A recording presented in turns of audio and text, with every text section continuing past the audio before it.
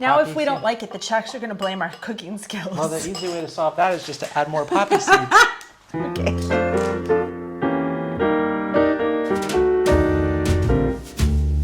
Ahoj všichni. Minulý týden udělal jsem video o českých věcech, které prostě nechápu. Zmínila jsem se o tom, že Češi přidají příliš velké množství máku do různých receptů. To je trošku zvláštní, co?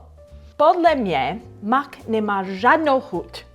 To jsou jenom malá tvrdá semínka, které zůstanou po večeři mezi zuby. Proč to máme jíst? Abych byla upřímná, přiznám se, že nikdy jsem ochutnala české speciality s mákem. Proč si měla vybrat koláč s mákem místo koláče s borovkami nebo jablky? Mňam. Jeden z komentářů obvinil Američanky z toho, že mají předsudky vůči máku. Taky jsem zmínila, že příliš mnoho máku může mít omamné účinky. Čeky mi říkají, že to byl nesmysl. Bohužel se v amerických školách o výživě neučíme dostatečně. Takže často dostáváme výživové rady z televize. Excuse me, I couldn't help overhearing. I noticed you're eating a poppy seed muffin there. Yeah, I eat these muffins all the time. Well, you know what opium is made from? Poppies! Well, this you're not going to believe. I found out why I was testing positive for opium. Poppy seeds! Poppy seeds! Vidíte, co tím myslím? Mnoho lidí v komentářích psalo, že mák je bomba a že vůbec netuším, o čem mluvím. Asi jo.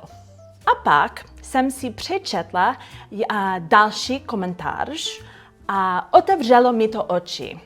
Uvědomila jsem si, že v Americe máme úplně jiný zážitek, když jíme mák. Za prvé, jíme mák především na bagelech, nebo občas v muffinech. Muffinech? Jak se řekne český muffin? Muffin? Muffin? Muffin? Tak nevím. Tak málo kdy je mák v jídle hlavní příchutí. Za druhé, v Americe jíme celý mák, ale Češi jedí mletý mák, který zvýrazňuje jeho chuť podle Češů. Za třetí, cukr a mák téměř vůbec nekombinujeme. Neumím si to představit. Teda s cukrem chutná všechno líp. Mohla bych jíst například tuhle butu s cukrem a je to fajn. Tohle bota je psa, bota je tobíka. Roztomilý. A proč si vybrat mák? No, tento modrý český mák je v Česku tak oblíbený, že si nedávno vyložil chráněné a zeměpisné označení. Přesně jako moravský sýr, moravské tvarušky a taky pivo z Českých Budějovic. Takže se ještě možná mám o tomto slavném českém máku co učit. Nejzvláštnější české jídlo jsou podle mě nudle s mákem. V českých restauracích to na jídelném lístku nevidíte.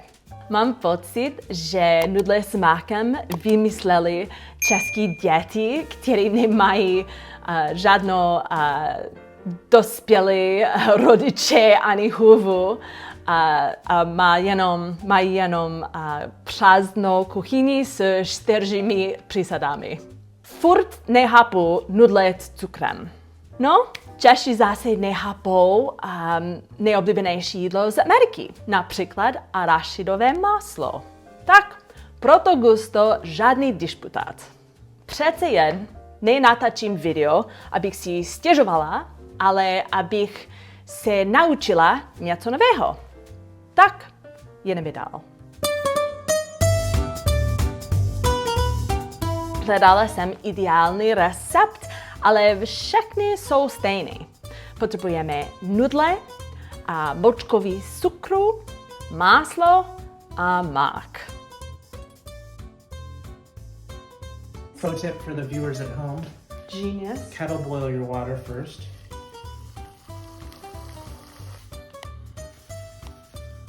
Think that's enough? I think that's enough.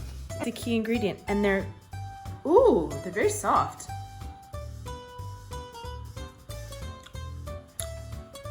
They taste like poppy seeds, but hopefully they won't stick between my teeth. The right amount.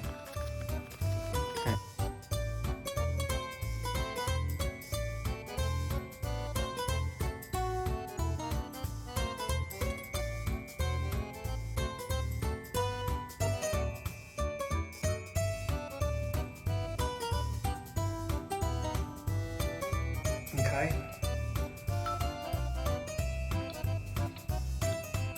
Can you picture yourself as a 9-year-old Czech child just like running home to get this for dinner? Yeah. Really? Yeah. Okay, so pasta, butter, excellent. Butter, sugar, excellent. Pasta, butter, sugar, not as bad as I thought. Okay. And then mock. The mock are like, they add like a nuttiness to it. Like kind of a nuttiness. I don't know how else to say it. I can totally see Czech children wanting this. Totally. It's kind of like our mac and cheese, like just not much to it, but it's just kind of like satiating. Yeah. Dobrochut. Dobrochut. Víš, není to tak hrozné. Napište mi do komentářů, jako další českou věc bych měla recenzovat pro vás. Tak, uvidíme se příště. Ahoj! I don't understand. A lot of Czech recipes don't actually have amounts. They're just like very precise about the specific type of poppy, what field it should come from. Right, and then when it gets to amounts, it's like according to your grandmother's taste. Right, but my grandmother's had no taste for poppy seeds.